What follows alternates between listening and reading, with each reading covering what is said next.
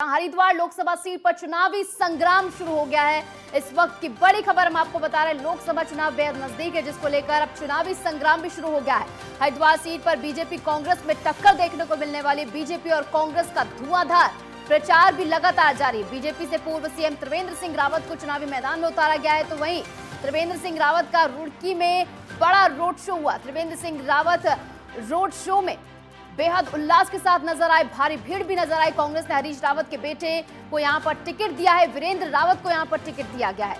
तो हरीश रावत पूर्व सीएम है, उनके बेटे को यहां पर टिकट दिया गया है। त्रिवेंद्र सिंह रावत के खिलाफ यहां पर उतारा गया है वीरेंद्र रावत को। अब टक्कर देखने को मिलने वाली 19 अप्रैल को जो है चुनाव होना है। अब देखना होगा किस तरीके से यहाँ पर चुनावी घमासान देखने को मिलता है, क्योंकि बीजेपी लगातार तैयारियों में जुटी हुई है। बीजेपी और कांग्रेस का धुआंधार प्रचार यहाँ पर देखने को मिल रहा है और हरिद्वार सीट जो है वो बेहद महत्वपूर्ण हो जाती है। जिस तरीके से पांचों सीटें फिलहाल बीजेपी के पास है, तो बीजेपी दोबारा से पांचों सीटों पर काबिज होने के लिए लगातार प्रचार कर रही है, प्रयास कर रही है। वहीं कांग्रेस ने हरीश रावत के बेटे को यहाँ पर टिकट दिया है, वीरेंद्र रावत को यहाँ पर टिकट दिया गया है। त्रिवेंद्र सिंह रावत बनाम वीरेंद्र रावत यहाँ पर देखने को मिलने वाला है। अब देखना होगा 19 अप्रैल को पहले चरण में जो मतदान होगा उसमें किस तरीके से किसकी लहर जो है वो देखने को मिलती है, क्योंकि हरिद्वार में किसके लिए जीत के द्वार खुलेंगे ये तो रिजल्ट आने के बाद ही पता लगेगा। लेकिन फिलहाल के लिए बीजेपी और कांग्रेस धुआंधार तरीके से प्रचार करने में जुटे हुए हैं।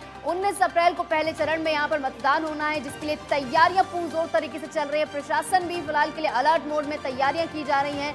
लेकिन चुनावी जो पार्टियां हैं यानी पॉलिटिकल पार्टीज हैं, उनमें भी लगातार तैयारियों का दौर जारी है। चुनाव प्रचार का आगाज हो चुका है। यहाँ पर पूर्व सीएम हरीश रावत ने यहाँ पर रोड शो किया। 19 अप्रैल को होने वाले पहले चरण में मतदान में पता लगेगा कि आखिर किसकी लहर यहाँ पर देखने को मिलती है। अब हरिद्वार सीट पर यहाँ पर बड़ा घमासान देखने को मिलने वाले। त्रिवेंद्र सिंह रावत पर भरोसा जताया है बीजेपी ने। जिस तरीके से पूर्व मुख्यमंत्री रह चुके हैं, परिपक्व नेता हैं, जानते हैं राजनीति को, धरातल पर जाकर उन्होंने काम किया है, लोगों से मिले हैं, जुड़े हैं, संस्कृति से हमेशा जुड़े रहे हैं। तो बीजेपी यहाँ पर इसी चीज का फायदा उठाते हुए त्रिवेंद्र सिंह रावत को चुनावी मैदान में उतारा है उन्होंने। और अब देखना होगा त्रिवेंद्र सिंह रावत जीत की गारंटी ला पाते हैं नहीं, क्योंकि जिस तरीके से त्रिवेंद्र सिंह रावत का इतिहास रहा है राजनीति को लेकर, उसे देखकर लगता है कि अपने साथ वो जीत की गारंटी यहाँ पर लेके आते हुए हरिद्वार के लोगों में अलग तरीके का उत्साह। जब उन्हें प्रत्याशी बनाया गया, उनके कार्यकर्ता और बीजेपी कार्यकर्ता बेहद खुश थे। जब उनके नाम का ऐलान किया गया था तो वो खुद भी भावुक हो गए थे।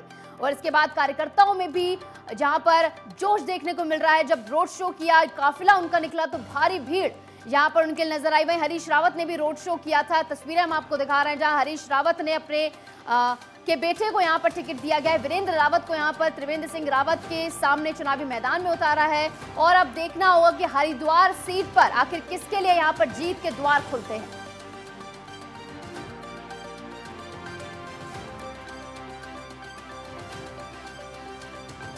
तो बीजेपी और कांग्रेस का धुआंधार प्रचार शुरू हो गया है। बीजेपी से पूर्व सीएम त्रिवेंद्र सिंह रावत अखाड़े में है, तो वहीं वहां पर वीरेंद्र सिंह रावत को जो है चुनावी मैदान में उतारा गया। इस पर ज्यादा जानकारी के लिए हमारे साथ हमारे संवाददाता उपेंद्र जुड़ गए हैं। उपेंद्र, देखिए जिस तरीके से चुनावी घमासान यहां पर देखने को मिलने वाला है, वीरेंद्र रावत को चुनावी मैदान में उतार दिया गया, वहीं त्रिवेंद्र सिंह रावत जो है चुनावी मैदान में है। क्या घमासान देखने को मिल रहा है, क्या तैयारियां यहाँ पर चल रही है फिलहाल के लिए? देखिए, हरिद्वार लोकसभा सीट की अगर बात की जाए, जिस प्रकार से पूर्व मुख्यमंत्री त्रिवेंद्र सिंह रावत को जिस प्रकार से भाजपा की ओर से टिकट दिया गया है, लगातार वो प्रचार प्रसार जो है वो कर रहे हैं। जन समर्थन उनको जो है वो लगातार मिल रहा है। जनता के बीच जो है वो जा रहे हैं। एक अनुभवी नेता भी हैं और प्रदेश के मुख्यमंत्री भी रह चुके हैं, तो ऐसे में उनको काफी अनुभव भी है और चुनाव में किस तरीके से चुनाव लड़ना है उसका भी काफी अनुभव जो है उनके काम आ रहा है। साथ ही साथ जिस प्रकार से वो जनता के बीच अब जा रहे हैं, तो राज्य सरकार और केंद्र सरकार की योजनाओं को गिनाने का काम भी किया जा रहा है।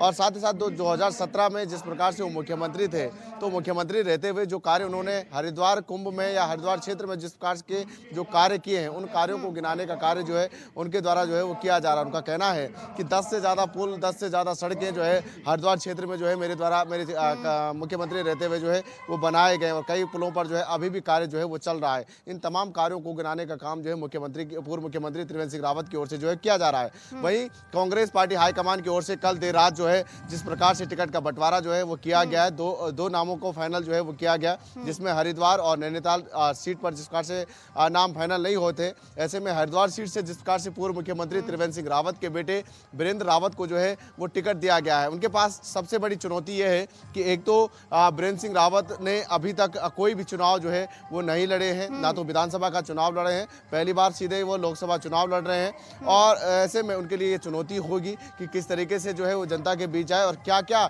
मुद्दे उनके पास होंगे ऐसे जिससे वो जनता को जो है वो लुभा सकते हैं। हालांकि कांग्रेस की ये सोच है कि युवा सोच के साथ कांग्रेस इस बार जो है हरिद्वार सीट पर गई है और कई सीटों पर जो है जिस प्रकार से युवाओं को जो है इस बार जो है मौका दिया है। लेकिन सबसे बड़ी चुनौती कांग्रेस के सामने ये है कि जिस प्रकार से लगातार पार्टी के अंदर जो है दल बदल जिस प्रकार से चल रहा है, कांग्रेस के तमाम जो नेता हैं वो भाजपा में शामिल हो रहे हैं, ये बड़ी चुनौती हो रही। लेकिन जिस प्रकार से पूर्व मुख्यमंत्री हरीश रावत के बेटे वीरेंद्र रावत हैं, तो उसका फायदा जरूर जो है वो हरिद्वार में देखने को मिल सकता है, क्योंकि हरिद्वार सीट से खुद उनके जो पिता हैं पूर्व मुख्यमंत्री हरीश रावत कई बार जो है वो सांसद का चुनाव लड़ चुके हैं, एक बार वो सांसद भी रह चुके हैं वहां से, और एक बार हालांकि हार का सामना भी उनको करना पड़ा था, लेकिन काफी अनुभवी नेता है, मुख्यमंत्री रह चुके हैं, जमीन से जुड़े हुए नेता माने जाते हैं, काफी लंबा करियर जो है हरीश रावत का है, तो उसका फायदा जो है कहीं ना कहीं वीरेंद्र रावत को मिलने वाला है। साथ ही साथ जो उनकी बहन है अनुपमा रावत, वो हरिद्वार ग्रामीण सीट से जो इस बार से जो विधायक है, तो उसका भी कहीं ना कहीं उसका असर भी जो है हरिद्वार से राजकुमार उनको पाल फायदा हमारे जो है संवाददाता जुड़ गए हैं। लेकिन जिस प्रकार देखिए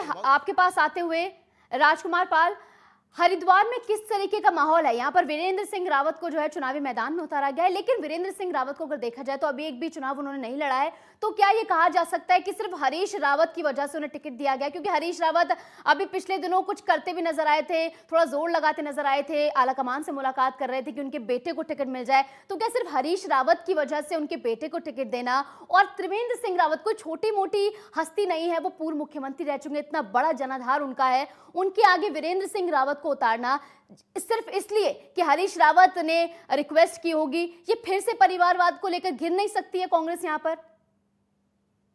देखिए निशु, बिल्कुल आपको बताना चाहेंगे कि समीकरण के अनुसार जो है वीरेंद्र रावत ने अभी तक कोई चुनाव नहीं लड़ा है, लेकिन जो है वो पूर्व मुख्यमंत्री हरीश रावत के बेटे हैं। यही माना जा रहा है कि टिकट जो दिया गया है सोच समझ के ही दिया गया है। लगातार जो कांग्रेस के द्वारा प्रचार प्रसार भी यहाँ पर तेज कर दिया गया है। जिस तरीके से कल जो टिकट की घोषणा हुई थी, नेटवर्क 10 के द्वारा सबसे पहले खबर को चलाया गया था कि वीरेंद्र रावत जो कांग्रेस के प्रत्याशी होंगे हरिद्वार लोकसभा से, उसी को लेकर जो है कल हरीश रावत और वीरेंद्र रावत के द्वारा देर रात्रि तक जो है यहाँ पर जुलूस के रूप में हरिद्वार पहुंचे थे, कार्यकर्ताओं ने उनका स्वागत किया गया था। वहीं अगर बात करें उनके जो वीरेंद्र रावत की, तो वीरेंद्र रावत ने अभी तक कोई चुनाव नहीं लड़ा है, लेकिन उनकी बहन जो हरिद्वार ग्रामीण से जो विधायक हैं कांग्रेस की, लगातार सक्रिय रूप से यहाँ पर भूमिका निभा रही हैं। वहीं अगर बात करें उनके सामने जो बीजेपी के प्रत्याशी हैं, त्रिवेंद्र सिंह रावत एक अनुभवी नेता है, 4 साल उन्होंने मुख्यमंत्री का कार्यकाल यहाँ पर करा है उत्तराखंड में, एक हरिद्वार के लिए कई सौगात भी यहाँ पर दिए, इसलिए वो चुनावी मैदान में। कहीं ना कहीं कांग्रेस के द्वारा जो लेट लतीफी की गई है टिकट को लेकर, उसमें भी खासा यहाँ पर कांग्रेस को जो है अभी नुकसान होता हुआ नजर आ रहा है। आज अगर बात करें वीरेंद्र रावत की, तो कांग्रेस ने अभी जोरदार धुआंधार प्रचार यहाँ पर शुरू कर दिया गया है। कार्यालय का उद्घाटन आज किया जाना है कांग्रेस के लोकसभा हरिद्वार में। अगर बात करें भाजपा की, तो भाजपा यहाँ पर लगातार अपने कार्यक्रमों का आयोजन कर रही है। आज भी त्रिवेंद्र सिंह रावत के कई कार्यक्रम जो लोकसभा हरिद्वार में रहने वाले हैं। लगातार जो बीजेपी और कांग्रेस की यहाँ पर आमने सामने टक्कर देखी जा सकती है, क्योंकि समीकरणों की अगर माने तो यहाँ पर हमेशा से कांग्रेस और भाजपा का ही एक तरफा जो है दबदबा रहा है। 2009 की बात करें और फिलहाल के लिए 5 सीटों पर भी बीजेपी काबिज रह है। चुके हैं जी। फिलहाल निशु आपको बताना चाहेंगे कि उत्तराखंड की 5 सीटों पर जो एक तरफा जो बीजेपी काबिज है, वहीं उसी को देखते हुए समीकरण के हिसाब से जो है कांग्रेस के द्वारा 5 सीटों पर जो अपने सांसद प्रत्याशी उतारे गए हैं। कांग्रेस के द्वारा भी लगातार जद्दोजहद की जा रही है कि किस तरीके से जो है लोकसभा चुनाव को जीता जाए, क्योंकि चुनावी जो संग्राम है वो यहाँ पर देखने को मिल रहा है। लगातार उत्तराखंड में सबसे महत्वपूर्ण सीट जो है हरिद्वार है। हरिद्वार में लगातार जो है 2009 में जो हरीश रावत जीते थे, 2014 में जो हरीश रावत की बीवी पत्नी जो थी यहाँ से चुनाव लड़ी थी, लेकिन वो डॉक्टर रमेश पोखरियाल निशंक के द्वारा यहाँ पर हार हार यहाँ पर देखने को मिली थी कांग्रेस में। 2 बार से सांसद ठीक यहाँ है। पर जो यहाँ पर ठीक रह है। चुके हैं रमेश उपेंद्र, आपके पोखरियाल पास निशंक, आते हुए देखिए लगातार उपेंद्र, बीजेपी का अगर कब्जा इस यहाँ बार पर के देखने को मिला। अगर इस बार के चुनावों की बात की जाए उपेंद्र, तो इस बार मुद्दों की लड़ाई होने वाली है। बीजेपी के पास तमाम मुद्दे हैं, चाहे वो सीएए की बात कर लें, राम मंदिर की बात कर लें, या फिर जो तमाम काम बीजेपी ने किए हैं वो तमाम मुद्दे हैं। यहाँ पर कांग्रेस के पास क्या मुद्दे हैं, क्योंकि इस बार मुद्दों की लड़ाई हो तो कैसे शिकस्त देगी कांग्रेस बीजेपी को?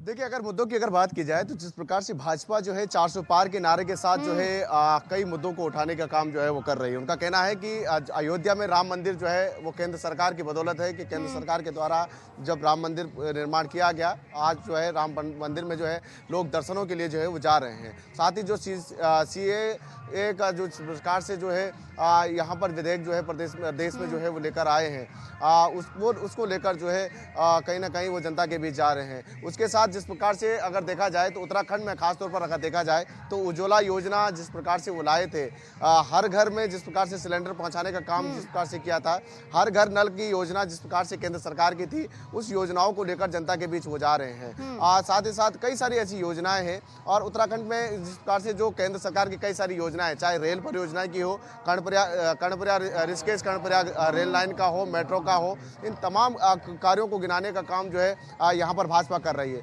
लेकिन कांग्रेस जो है उनके पास सबसे ज़्यादा अगर देखा जाए तो महंगाई और बेरोजगारी के मुद्दे को लेकर हालांकि वो सरकार को कहने का काम कर रही है। कई जगहों पर जिस प्रकार से जो कानून व्यवस्था प्रदेश में रही है, उन तमाम चीज़ों को लेकर जो है जनता के बीच जा रही है। वहीं जिस प्रकार से बेरोजगारी का मुद्दा, क्योंकि पेपर लीक का मामला जिस प्रकार से जो उठा था, उन पेपर लीक मामलों को लेकर हमने 5 राज्यों के चुनावों में देखा, जी हमने 5 राज्यों के चुनावों में देखा था जब कांग्रेस ने तमाम मुद्दे, बेरोजगारी का मुद्दा, महंगाई का मुद्दा उठाया था, लेकिन इसके बावजूद 3 राज्य ले गई थी बीजेपी, बड़े राज्य 3 बीजेपी ने हथिया लिए थे, और इसके बावजूद जो है दोबारा से इन्हीं मुद्दे को लाकर जातीय जनगणना का मुद्दा भी उठा रही है कांग्रेस, लेकिन इतना भुना नहीं पाती, और इसी के कंसिक्वेंसेस देखने को मिलते हैं कि बीजेपी इसका फायदा उठा के ले जाती है। फिलहाल के लिए अब देखना होगा कि हरिद्वार में किस तरीके घमासान देखने को मिलता है। त्रिवेंद्र सिंह रावत के सामने हरीश रावत के बेटे वीरेंद्र रावत हैं। अब देखना होगा किसका चुनावी मैदान में यहां पर मंगल होता है। बहुत बहुत शुक्रिया उपेंद्र हमारे साथ जुड़ने के लिए और तमाम जानकारी साझा करने के लिए।